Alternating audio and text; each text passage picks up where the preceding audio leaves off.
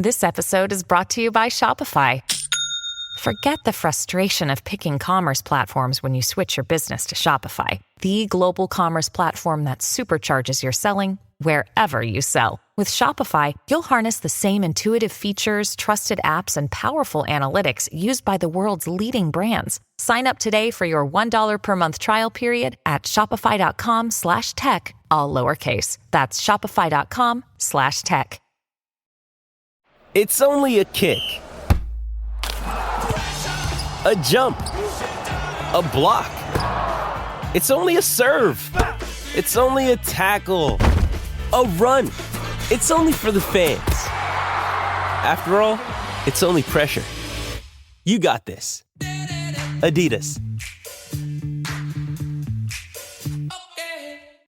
With threats to our nation waiting around every corner, adaptability is more important than ever. When conditions change without notice, quick strategic thinking is crucial. And with obstacles consistently impending, determination is essential in overcoming them. It's this willingness, decisiveness, and resilience that sets Marines apart. With our fighting spirit, we don't just fight battles, we win them. Marines are the constant our nation counts on to fight the unknown. And through adaptable problem solving, we do just that. Learn more at marines.com. Hello, this is your host, Les Bubka, and welcome to today's episode of Anxious Black Belt, a podcast that focuses on karate, mental health, and everything in between. If you enjoy my content and would like to support, there's few easy ways to do it. First one is simply to listen to another episode. This helps a lot. Second one, you can buy me a coffee via buy me a coffee link in the show notes. And the third one is to support my work. I'm an author and selling few books. You can find them on Amazon or directly on my website. Link in the show notes below. If you would like to stay up to date with what's coming up, be sure to follow me on social media at lesbubka. And now let's get back to the show. Enjoy! Okay, hello. You've been disappeared for some time from the social media. What was going on? Hi, Les. Well, thanks for having me on anyway to start with, and I genuinely mean that because if I'm just being honest with you, you're one of the, I think, nicest martial artists I've met, and most talented martial artists I've met. So it genuinely is always a pleasure to speak to you. Thank you very much. I vanished from social media. Yeah, just spending time with the family. That really is all it's about. That's what I've been putting my priorities in recently, just spending time with my youngster. She's 2.5 now, and just making most of those younger years with them. Yeah, it takes a lot of your time to spend quality time with the family, isn't it? Yeah, I've got 2 of my own, so I quit my job and playing karate ever since. Yeah, well, that's it. So for me, the martial arts is really important, and I love it, but it's always going to be there. And I'd rather spend a bit more time with my kid than be on social media all the time. And also, I find social media such a minefield of information. There's so much on there. It's very easy to get caught up with spending a lot of time on social media. So I do my best to try and avoid endlessly checking social media and going on it all the time and posting things. Although it's more trying not to. I have to bite my tongue a lot with all the stuff I see and hear. So, and I'm not always the best at having that self-control. So if I'm off it and I don't see it, then I'm usually a bit more healthier and spreading a bit more of a positive message. Yeah, it recently become a bit of a shithole, to be honest. I kind of withdrawn from most of the groups because you can't post anything which is not within line of that group. Whatever you say different, people get really upset and really arsy about it. And in my opinion, we should all be able to express our versions of karate or take on it without being kind of crucified straight away. So for me, if I didn't have to promote my stuff, I would be off the social media completely. Yeah. I'm kind of the other way around. I think I need to promote and market my stuff a little bit more. So I need to go into a little bit more. But it's about the way you put your boundaries in place, I think, on your social media. So, the way I find it is, and it's a two-edged sword. So when I post things, or if I'm willing to put stuff online on social media, I accept that other people have have a right to question what I'm doing. I think that if I'm going to stand there and say this is the way it should be done or this is something to do, then I have to accept that other people can disagree, and I have the right to say why I'm doing is wrong. So I get that side of things, but I also realize that a lot of people who make those comments don't understand the game we play on social media. And this isn't my analogy, and I can't remember who I took it from. So somebody out there will have to get the credit for this. But the way I see when we post things on social media is it's like looking through a keyhole into a house, and for 5 seconds, and you see part of the hallway inside through the keyhole, and then people judge the entire house on those 5 seconds through this tiny microscopic lens. And that's what bugs me, because people don't look at the greater picture or the bigger picture. I like that. I like that analogy Yeah, because people are really not interested to have a bigger picture. They don't want to do research. I find it that recently actually had a couple of people demanding for me to prove something. Well, you don't agree with it, or you need to prove you've done competitions. I done a competition. There are video on my channel. Send me the links. Well, type it in a search engine and it's gonna show you. But people so entitled to you have to prove something to me. It's, you posting, so you have to prove it. Fine, we can disagree and have a different views, but I don't have to prove anything to somebody who I don't know and that can't be bothered to put their real credentials into the web. yeah, yeah. No, it's difficult. Well, I come back to it's a burden. I'll borrow a legal phrase for a second. It's the burden of proof, right? So who's the burden of proof on when you post something online? Is some people think the people comment think it's your burden to prove what you're doing is correct. And often the people who make these claims or say something's rubbish, they don't bring anything to back up what they're saying either. So and it's both sides playing this game of, well, without any, you can say what you want, but until you can prove it, it's meaningless. And that works both ways. But I think the frustrating thing is you're just showing some of the art you love online for 90 seconds. And people get really offended by it. It's really strange. It's just a really weird thing. I had a thought for a while. Can you imagine if I started commenting on, I don't know, tennis tutorials and say, oh well, you wouldn't play like that in a real game, or even worse, like, replying and saying, oh, that wouldn't work in a fight. It's like, well, of course it wouldn't. It's a tennis drill. It's showing you how to practice, like, hitting a ball, and it's very static, and you bounce your own ball and you hit it yourself. So it's not applicable in a tennis match, and of course it's not applicable in a real fight. But everything a martial artist shows online these days has to work in the street, and has to be unscripted, full contact violence for it to be anything which is approaching what people would accept. And people don't get benefit out of seeing that, I don't think. So I am trying to post more now, and one of the reasons I don't post so much is because I do have to write an essay with the essay. It takes longer to explain the clip than the clip itself. And I still get people who make comments, and luckily I've been doing it long enough that I know the most common comments.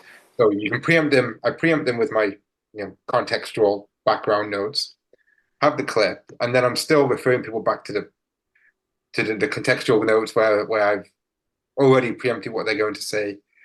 But the thing is, if I just post a 15-second clip of me sparring, that doesn't add value to the people who I want to show things to. So by default, the things I tend to show, and I think the things which you tend to show are the things which break down things. They're slower. There's more distance. It's not fancy. It doesn't look like the born identity drills, but it gives value to people who actually care about learning.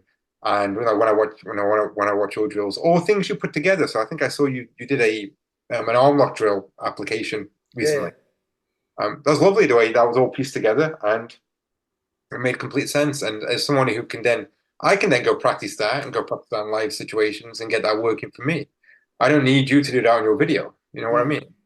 And people say, oh, it doesn't work because the guy's standing there. Well, of course he is. Or otherwise, we can never demonstrate anything ever. It is a really, sorry for ranting about this, but it's really bizarre and it is very off-putting. So, props to you for keeping on at that because and what's strange is, sorry to jump in again, just one more thing on this and then I'll let you tell me what you think, is that a lot of people have they have like double standards. So a lot of people will say, oh, this is rubbish, this is that. And then if you look at the groups they belong to or the things they publish, it's got all the same errors, quote unquote errors. So everything they complain at you for, the things they like have all that in there. But because it's what they do, they're kind of blinded to the fact that it's still the same issues. I don't know how you find that. Yeah, so getting back to what you said about writing the essays, I stopped trying to explain in words because I do a lot of mistakes because British is not my language. I've Oh yeah, got oh yeah. How dare you not be an English teacher, Les? yeah, It's got no effect on your martial arts skill whatsoever. But we've got to pick at something, haven't we? yeah, and my autocorrect seems to be against me as well, so it constantly changes things to what I didn't want. But people don't read, more than 2 words, and people are not interested. People don't listen with their voice on anymore. So now I started putting the subs, what I'm saying. And if I catch the mistakes, I correct them. If not, I leaving them, which causing hilarious things. But yeah, you show things to people in a manner of a display. They complain, oh, he's static, he doesn't fight back. You put something from a competition, oh, it doesn't look like one from the kata. Yeah, it's sloppy. It's Yeah. yeah, Yeah, you try to show a concept. So I had one going from a uchiuke to sotouke as a throw, but I was just showing transition. But people start picking, oh, you didn't throw him properly. Well, he's a white belt. He never been thrown about. Why should I do that? I'm just showing you transition. So I eventually, those 2 clips, the worst clips I posted went viral, like 150,000 views and stuff, and people picking on it. I'm doing like the funny thing is that when I think the clip is superb, it never gets the views. If I think it's rubbish, it always high. So I just stop thinking about it now and just post whatever. Plus the trolls really boosting the algorithms. So more trolls around, the more books I'm selling. So I'm happy with it. Yeah, I think that's that's a nice way of looking at the positives from that. But you're right there. So I think that happens a lot in different kinds of scenarios too. I mean, I don't get the views I think you get, but the same idea. So I'll post something well, the way I usually do it, I'm not that organized, to be fair. What will happen is I record a lot of what I do, mainly so I can remember what I've been doing and what my students have been doing. On reflection, if I watch any of that back and I think, oh, that's quite interesting, or I haven't seen that online, or I've seen some things which I don't like, which aren't my cup of tea. But this is an example of what I would do instead. Then I put it out there usually, and it tends to be the things I think are most interesting and most beneficial don't get that much attention, and some of the things I don't think about at all, or I'll just throw out maybe because I'm bored, but because this is a nice quote or this is a nice little clip of me hitting the bag for 3 seconds, and then that gets way more attention. So it's quite interesting. Sometimes what I think and I think what you think is people are going to like, they don't, and then the things we're not that interested in, other people really pick up. Yeah, it's very, very strange dynamic, but hey, well, it is what it is. Some people master it sooner than us, others later than us. So just keep plodding, and it's gonna be good. It's really nice to see that you're posting a little bit more now because it was like there's quite a few of my friends who withdrawn from social media for some time, and it's the people who've got the valuable things. The people who put rubbish, they are relentless, like myself. Keep throwing stuff out there, but the people who actually have got something valuable are kind of shy with it and afraid of that, backlash and people not arguing or just not interested in arguing. That's probably the biggest case. No, I think that's fair. I appreciate the words there. So you're right in 2 senses. So one is I wouldn't say some. It might be a form of imposter syndrome sometimes, but I do think often, why would anyone care? Mm. Um, I do tend to remind myself, look, if one person cares, that's enough. And I really mean that. And I'm very happy. I mean, my students who I teach at the moment are amazing. There's a small group of them, less than 10, but been with me for a long time now. We have very good sessions together, and one of my highlights of my week is teaching my seniors, and yeah, and then for online, I think you're right. I think one of the things which pushes me more to do more online is, like you said, there's a lot of bad people doing a lot of bad stuff online, and they're doing a lot of it, and there's a lot out there. Mm. And that tends to be, I'm more I'm more motivated by trying to counteract that than I am than doing it for myself. So when I see a lot of bad stuff out there, again, I'm not the kind of person I try not to be, to attack the negativity, because it's not nice. I wouldn't want somebody to do it to me, and I might be misunderstanding the whole situation. So I might be looking at somebody, who's doing a lot of content. I think a lot of it's bad, but again, I still have to appreciate I'm looking through that keyhole for 5 seconds at a time. So it might be the case that what they post online is just their bad stuff, unfortunately. And they might be great people. They might actually do great martial arts in person. I've never met them. So I'm hesitant to comment and to, try and bring someone down, because that's not what I want to do. But that does then, you know, give me that push and urge to counteract that with hopefully some more positive, some more useful, and some better karate. So yeah, you're right. That's a good motivator to get back out there and do that. Um, Yeah, I've got the same policy. So if I see something which I don't like, I watch it. I think what I think about it, but I don't go and comment and bring people down. It just looks bad on me. If I go and spread the hatred there, it just doesn't look good at all.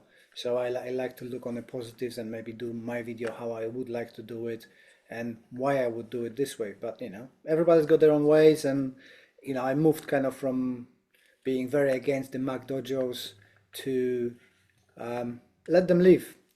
People, the coaches and the students are in agreement that that's what they like as a physical activity, and they're moving, they're getting healthier, they get benefits from it.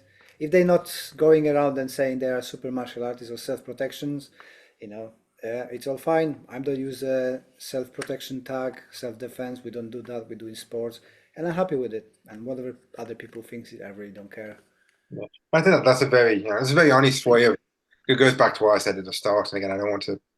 I'm not here to suck up to you here, lads, but I think that's a very rare trait for somebody to, say what you say, and that honesty is, it's admirable. And the only time I do step in, and because I think it's genuinely important and has because it can have consequences on people's lives, is when people make self-defense claims. So legal claims about what you can and can't do.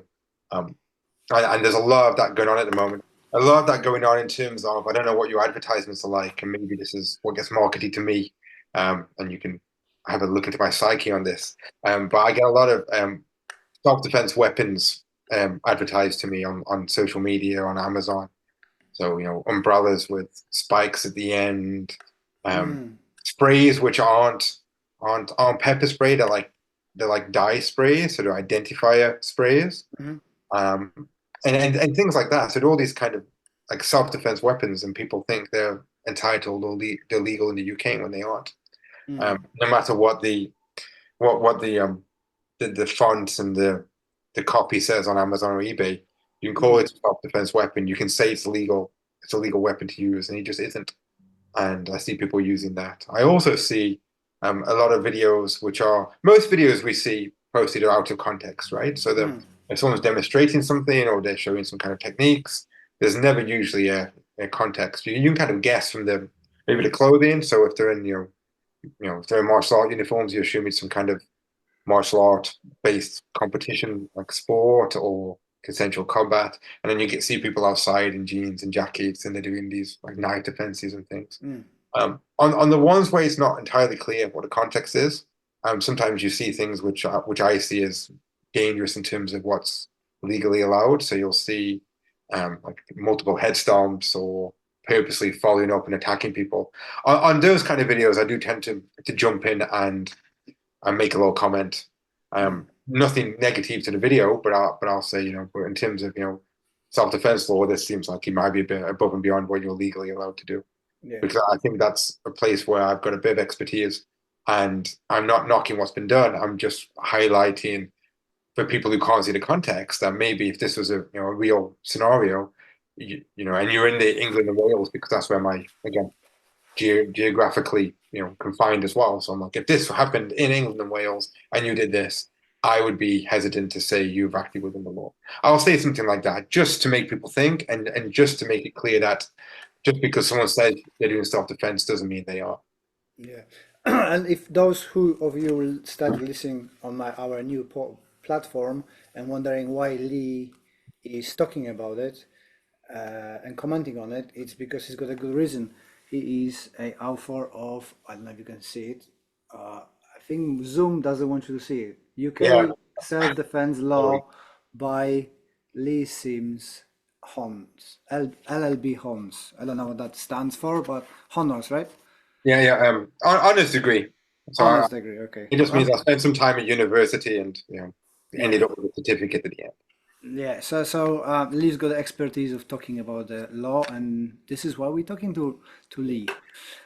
So all those weapons in UK are not legal, right? So I don't know if it's true. You can clarify that. But if I've got a stick in a car, and I say this is for self-defense, it's illegal. But if I got a stick as a walking stick, that's legal, right? I'll give you the brief answer, because every scenario which comes to you like this, there's a short answer, which as a lawyer I avoid saying, because people will not listen to the rest of it. So in theory, yes, but the reason why is probably more important and gives you more context, right? So it's illegal to carry an offensive weapon. So in the UK or England and Wales, we have this concept of an offensive weapon, and it's anything which is made to be a weapon.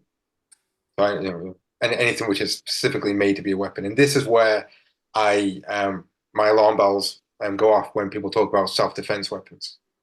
Whether it's a weapon for self-defense or it's a weapon for just attacking people, it's something which has been made as a weapon. Doesn't matter what kind of weapon, a defensive weapon, an offensive weapon, an attacking weapon, it's a weapon. And under the laws we have in England and Wales, that's illegal to carry. It's also illegal to carry anything which has been adapted to become a weapon. So anything which isn't necessarily made to be a weapon but has been adapted or modified.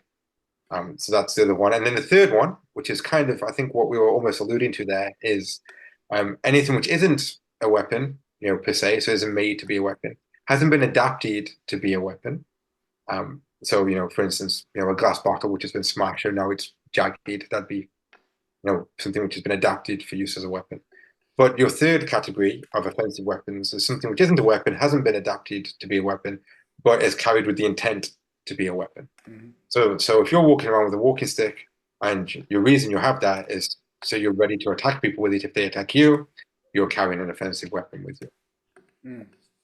There are, for certain kind of weapons, there are certain lawful excuses or reasons you can have them, maybe for religious reasons, that there's a workplace reasons. There are subtleties, but in general, yes, if you've got a stick in your car, and it's there in case somebody attacks you while you're in your car or while you're at the traffic lights, then in theory you're carrying an offensive weapon with you. Whereas if it's there with you because when you get out you need a hand walking around, then it's perfectly legitimate to have on. And as well, I think people forget in UK that they're traveling from different parts of the world. So like myself, I'm from Poland, and there's lots of Polish people.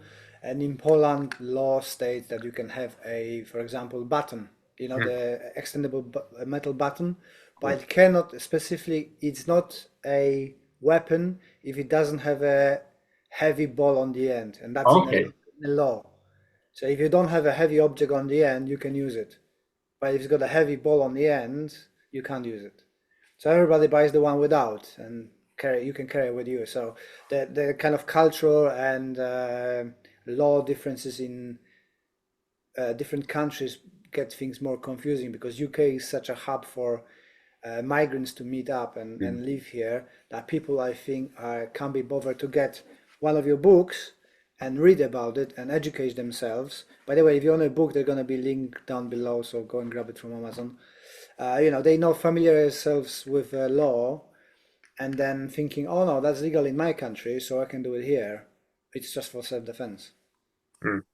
Yeah, I mean that's one of the key things. So I don't travel a lot, but when I do travel, one of the things I check on is check on local laws, local customs, and just get it. I'm only there for a couple of weeks usually when I travel, so I don't need to know the laws inside and out. But it's worthwhile knowing the basics anyway. And Well, it's even enough for a cultural thing. So my friend went to one of my students. Actually, you met Gary. Gary went to Jamaica for holiday, and just before he flying, he learned that wearing camouflage trousers and stuff is not acceptable there. So he's like, well, I actually packed for my sons two shorts in camo. So are we gonna repack now? But if he wouldn't check, he would make a really big mistake. Well, maybe not huge mistake because I think they're used to it now to foreigners coming and not reading the law. But you can save yourself a hassle by just jumping on and have some basic customs and law in the country you're going. yeah, and we get that internally as well. One of the battles I have as a teacher of self-defense law is we've had internal customs and internal culture which has propagated false myths or more propagating myths and false claims about what is and what isn't self-defense. So it's not even necessarily there's other cultures coming in and carrying certain weapons because they're allowed to, and then it becomes the norm here, so people think you can do it. We're the same thing internally as well. So there's lots of things about self-defense weapons, about about registering your hands and feet as weapons, which I get asked about that in a serious manner more often than you probably think. And again, even preemption to this day is a question where people, the stories going around about people who've hit first and have gone to trouble for it. And the interesting thing is on that, when I try and pin down people on, okay, tell me what case that was, tell me when that happened, who was it who got sent to prison for doing this, is that never comes up. So there's all these stories and rumors and things, but I've never found the facts and the cases behind that. Where I have in my back pocket is the other way around. I've got the cases where it says you're allowed to do so. I've got the figures on the amount of people who have claimed self-defense and have failed and have spent time in prison, and it's such a low number. I think in the last and again, don't quote me on this, but in the last couple of decades, it's less. It's less than two figures. The amount of people who claim self-defense and then are tried and it's found that they didn't act in self-defense, and then they are suitably put into prison for a certain period of time. It's a very low number of people who that happens to. That would include people who are claiming self-defense and claiming they attacked first, and so the chances of that happening are very, very slim. And in fact, despite what the press say, despite what social media says, despite what stores down your local pub say, I think we've got very good laws in the UK, and I think they are upheld, and the process is quite robust. And people who do find themselves unfortunately victim of violence and physically protect themselves tend to do okay on the larger scale of things in terms of a legal side, for sure. I think going back to what you said about the stomping on the head and stuff like that, I think that's kind of reminiscence how self-defense was taught in 70s, and people just haven't been bothered to update their understanding of the law, and they just carry on with oh, my teacher was teaching like that, so I just carry on, and that's better be carried by 6 than judged by 12 or something like that. And I'm gonna stomp to death because I feel threatened, which is not really true, isn't it? Yeah. So the way I teach, that's interesting. So you said back to the 70s. I mean, I think there's an argument that back to the, if we look again, this is a bit of speculation here and nothing gospel. But when you look at the old kata, a lot of the interpretation of the katas, literally for me, has a lot of quite deadly techniques in there. So they have got the head stomps and neck cranks.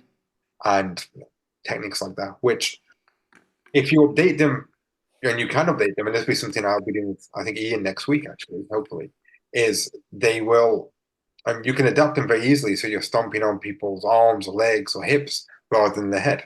And to me, it's a mindset change.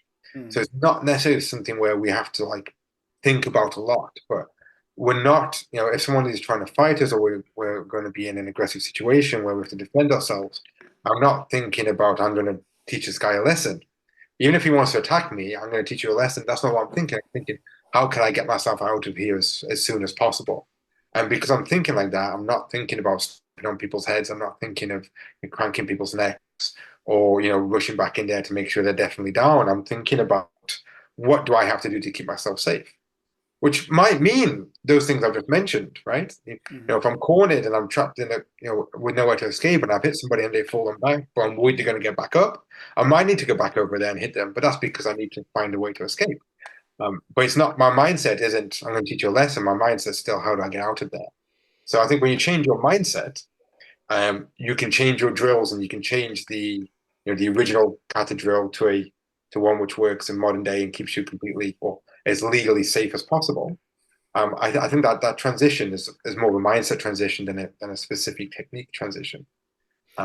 Yeah. Yeah, we done the same to our kata. So now when we're doing kata applications, we're looking where's the first possible chance for you to create an escape, and that changes the completely dynamic of the kata. So I'm with that with you. Yeah, you see, that's what I mean about my English. It That's okay. sometimes just comes up different. But I say the purpose of language is so we understand each other, and as long as we can understand each other, that's anything extra is a bonus. But no, this is great. So yeah, just going back to the self-defense and the excessive force drills. I mentioned from the 70s, so I can picture the people you're talking about who say these things. And I think sometimes part of that is they have their own system. They're selling their own thing, and it's difficult to take that away from people. But I don't think you need to. Like I like teaching, and I do. I'll teach some catch applications which are completely, I think, illegal. I think they're overkill. I think they would get you in a lot of legal trouble. But historically, they're fun to practice and to play with, and you can learn things in there, and then you can adapt it for what we're up to afterwards. So there's no reason you can't have a lethal fighting system, and then a self-protection side of things where you're doing things with a lot more consideration to the law. You can do both. Yeah, sure. Well, it's nice to have that cultural and technical preservation of old ways. But I think it's what we said before about how you present it to your students, right? If you don't say, oh, this is for this bit of the training we're doing for self-defense, this bit of training we're doing for sports, and this one is a preservation of the culture, and that's how it be done. If you've got that clearly distinguished, there's no problem. But when you start throwing everything, oh, this is a self-defense, that's what it creates the problem, isn't it? Yeah. I used to do that a lot, and I'll be honest with you. I think after a couple of years, when you've had the same people with you for a while, is they already know what we're doing now. So I think some people might think, oh, that seems like a bit of a headache. And what it isn't, and even if it is, I think it's really important. And when my students first come through the door, one of the things we do is we show the different sections of our syllabus, and we're like, okay, we're learning skills now, and now we're going to apply it in a consensual combat arena. We're going to show you historical, cultural, anthropological scenario where we can do this, and it's from the kata, and it's in this way. And then, okay, here's a way we'd adapt this to self-protection. Okay. So it might be a lot more of pushing and palm strikes rather than third-party nasty looking punches and headbutts and spitting. So you can adjust it, and then eventually my students know now. They know, like, okay, this stuff is the fun stuff. This stuff is the self-protection stuff. And now we're just doing skills. We're just developing skills we can apply in different scenarios. So it's important to spend the extra time at the start with people to get them understanding the context. But after that, it becomes easy and people understand. But it's not that much of a headache as I think some people think it might be to teach like that. Yeah. I'm with that on you. Same for my club, they know that I love overcomplicated joint locks and millions of movements leading to one throw, which can be done straight away. But we all know that it's a fun, and we have a session for fun now, and we're developing completely not needed skills, but fun skills. Yeah, and this is why I enjoy the traditional martial arts, and why I enjoy karate is that you can be a 5-year-old and learn this, right? You can be a teen. And I tell you, I really enjoyed the martial arts in my teen years because we had a competitive aspect to it. Mm. So I don't teach it myself. I'm not in the loop with competitive martial arts. But if I run a full-time dojo and a full-time club, I would love to hire somebody to teach, teenagers and young kids, sport-based karate, because I think they'd get so much out of it. And then, and as we get into like the young adults, and you can have this more self-protection and more practical-based things. But then, well, once you've learned how to, I think Jamie Clubb said it and said it really well, is there's obviously layers to things, but self-protection should be able to be taught over a weekend. Mm. Should be able to be taught like a first aid course. Like, here are your essential self-protection skills. And then after that, you should be having fun with the stuff. We've got hopefully 40, 50, 60 years of practice in this. And if all you're doing is practicing for like a 3-second altercation, I think you're wasting your life, to be honest. If that's all you're doing, because there's so much fun, there's so much enjoyment you get out of martial arts. I too, from my Japanese jiu-jitsu days, love overly complicated arm locks, which are, you're turning your back on the person and you're facing the wrong way, and yet he can punch you in the back of the head. But you know what? When you're sparring and playing around and you get one of those arm locks on, it's so much fun. Yeah, very true. And it's easy to take that application of how to pop an arm and lock an arm, and then apply it in a different scenario, which is more practical. So you can develop and train around it, but sometimes doing the fun stuff is fun and keeps us training, keeps us coming back for more. Exactly. One thing I've noticed as well, and you can clarify on this, is that people are not sure still if you can attack first. But my belief is, and I think that's from your workshop we done a couple of years ago, is that if I feel threatened, then I can attack first, right? Yeah. So again, yeah. So we got the basic yes, but then I'll expand and caveat just to give it a bit more context. So we've got I'm not going to go into names of cases and things like that because there's no need. But if people want that, they can ask you, and I'll pass it on to them, or they can contact me directly. But we've had a couple of cases which are recorded cases, so there's names. So Beckford is one. I'm giving the names anyway. Here we go. Where it's very clear that you do not have to wait to be attacked before doing the first strike. So there's nothing stopping you from attacking first legally. And the way to think about that is the law doesn't work in context. So what I mean by that is we have a law in England and Wales, so there's different kinds of laws, but let's just explain it. So we've got a law which says, I'll be very brief, law says you can defend yourself by using reasonable force. Okay, so that's kind of the basics of a law we have. There's no context on that. You don't have a law for you can defend yourself using reasonable force against one person, against two people, against three people with a knife, against 5, 7-year-olds. It doesn't add additional context. It's the same law throughout everything. The context comes later. So what that means is, if we had a law which said, for instance, you are not allowed to strike first, okay, that would have to apply in every situation all the time. Now, if there's 17 people in front of you, all pointing knives towards your neck, okay, is it really unfair that you can't strike first in that situation? Of course it isn't. Of course you'd be allowed to. So the law can't say you can never strike first, because there's going to be scenarios in which that's a clear given and everyone would agree. So the law says, there's nothing stopping you striking first, but you have to act reasonable.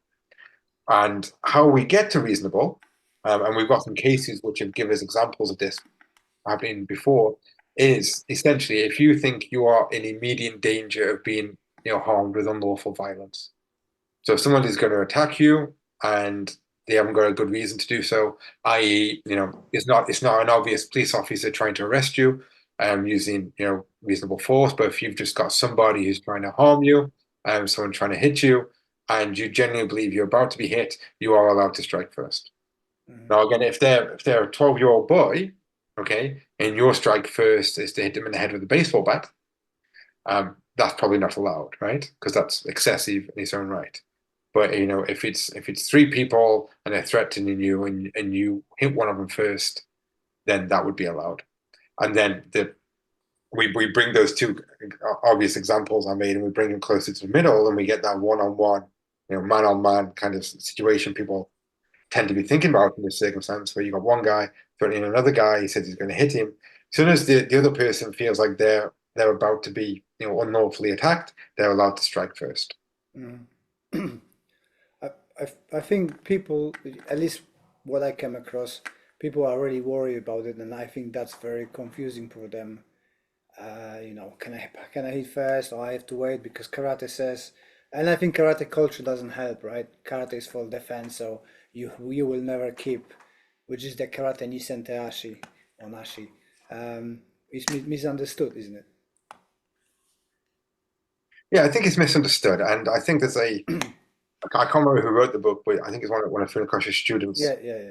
Wrote I got to my shelf here, wrote a explanation of the principles, the 20 principles, karate ni sentanashi is in there, and he explains that it's a ethical observation rather than a tactical decision, and it doesn't help with the codification of karate movements of punches and the tsuki, the geri, and the ukiwaza becoming blocks. And then when you look at the start of a lot of karate kata, they all start with these ukiwaza, these blocks.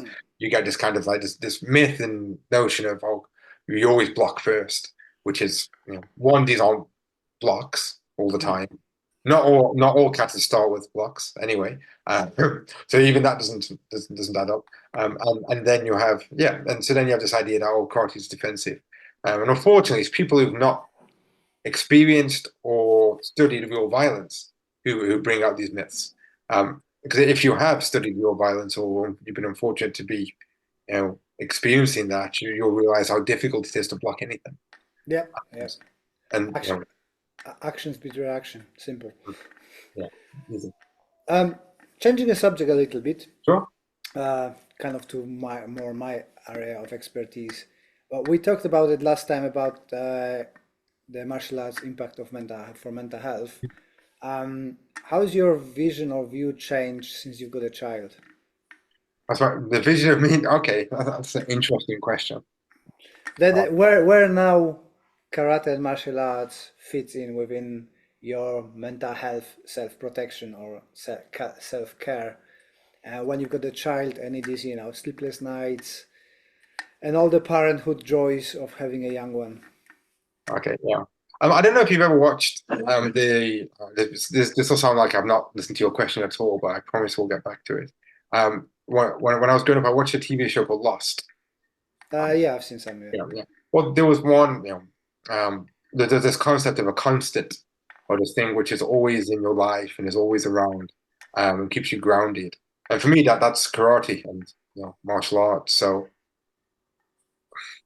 in terms of my mental health, in terms of how it's difficult with a child. By the way, my child's amazing. I'll just say this on. You're one of those lucky souls, right? Yeah, I mean, in terms of sleep, I think that was a bad example because my girl slept through the night, pretty much all the way through. We got so lucky with that. But I think and also it's about habits too. So I think people have asked me before, like how long do I train? How much do I train? When I meet new people or I'm at a new work environment and they find out I do martial arts, people ask, "Oh, how often do you train?" Like, and to me, I'm training almost all the time because it's inbuilt. It's inbuilt in me over the last 20, 25 years as I just train martial arts. It's in my head. It's habitual the way I move, the way I do things, and it's definitely taken a back seat. So in terms of my identity, and I think making me happier as I spend more time at home, more time with the family, more time engaged with my wife and my child, then I do martial arts now. But the martial arts are still there, and going back to being a constant is whenever I need to clear my head, whenever I need to take a deep breath, I open the gates and I'm doing kata outside, and no matter what happens, is that's all good. Yeah, well, somebody's just wandering around, so I'm looking around. Yeah, so when I walk outside, that's I get de-stressed, I get relaxed, and at least for those 90 seconds I'm doing that kata, as I'm calm again, and then you're just back onto life afterwards. Yeah, oh, you've been traveling recently. Did you manage to do any martial arts you've been in China, right? Yeah, in China, yeah. Did you manage to do anything there? No. So not in terms of going to other places and training. No, I mean there's a few. What's really interesting there. The culture over there for martial arts is really interesting because and fitness as well and health over there. Such a I think it was a government-led project to get people a bit more healthier and exercise. So in the evenings they have like community walks where the community will get together and go for like a walk together.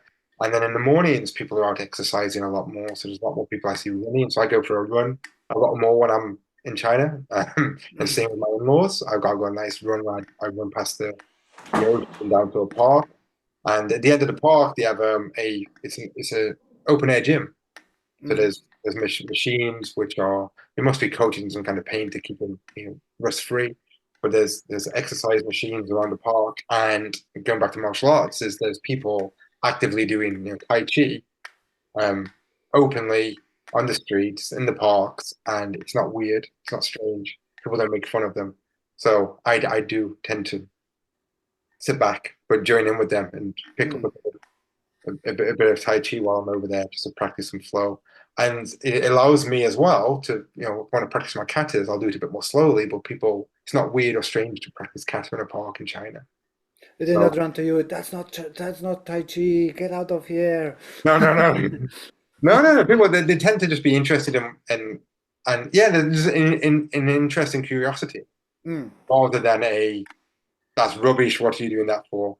What we see on the Western online and the Chinese in person are complete opposites. I get a lot of help and people will watch, and not this time, but before I've had people join in and try and stand behind me and try and copy my Gankaku or whatever I've been practicing. Oh, cool. They're generally interested to see what I'm doing, and because it's different to what they're doing. So it's nice, and yeah, it's over there. So not any formal lessons. I haven't done any formal lessons in China because I'm with my family. Really, it's there for them. But I get to practice and keep my water boiling. But in terms of Chinese martial arts, though, I have a really good friend in New York named Adrian, who I taught when he was a teenager, a young teen, and his family took me in and we did some home training for him. And then 5 or 6 years later, I went back to visit, and he'd taken up different martial arts, and he'd taken up Sanda or Sancho, which I'm hoping you're aware of, and I'm sure you are. Okay.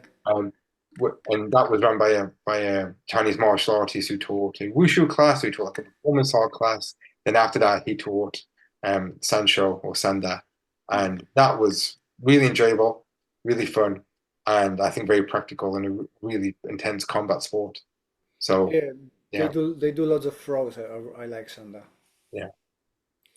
What's the future? You're back to do seminars. Obviously today's seminar didn't happen, which I'm really puzzled why, because so many people talk about the law and self-defense, and I would have thought that instructors from the area would be happy to join in, but that didn't happen. But I see you teaching with Iain soon. You're teaching with Don. Yeah, I taught with Don. I should be with Iain soon. If that needs to get rescheduled, then we'll get that rescheduled. That won't be an issue. I'm teaching with John Titchen. Me and Jamie Club have been, I'd like to say we're pretty good friends.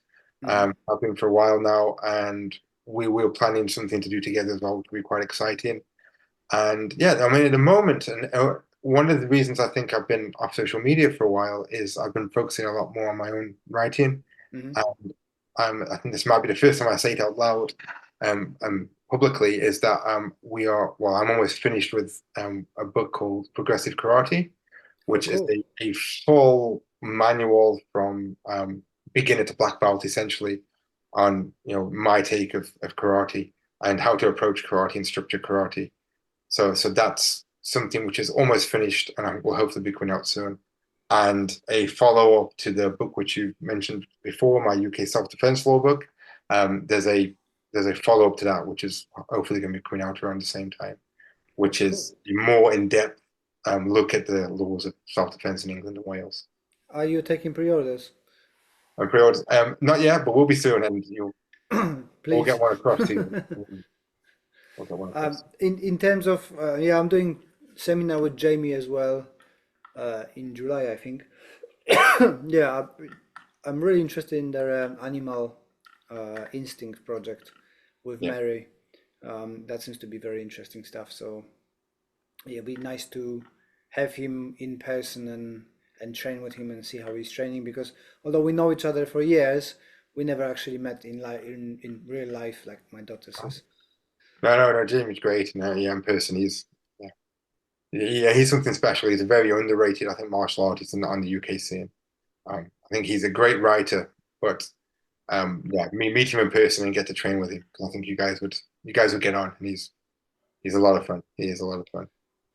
Cool. Can you give us where people can find you and all sure. Promotional stuff? So LeighSimms.com is my website. So LeighSimms.com. You can look for Leigh Simms Progressive Karate on social media. You'll find me there as well. So it's Facebook, Twitter or X, Instagram. I'm a follower in your footsteps, and I am on TikTok as well. So you can find me there. So TikTok, Instagram, Facebook, and Twitter. You can find me. And all is Leigh Simms practical karate or progressive karate? Sorry. Progressive karate, practical karate. I'll just be quick with you. So on that, progressive karate doesn't mean anything special. It's just that I think if people were asking me why I do and how it's different to what other people do, the only thing I could really find, to be honest, because a lot of people do a lot of great stuff, is the way I structure things and the way I think is I look at what's the base level, and then how do we build on that and build on that and build on that. I know other people do that as well, so I'm not the only one. But that tends to be how my mindset works. So that hence the progressive nature of what I do, and I call it progressive karate. Awesome.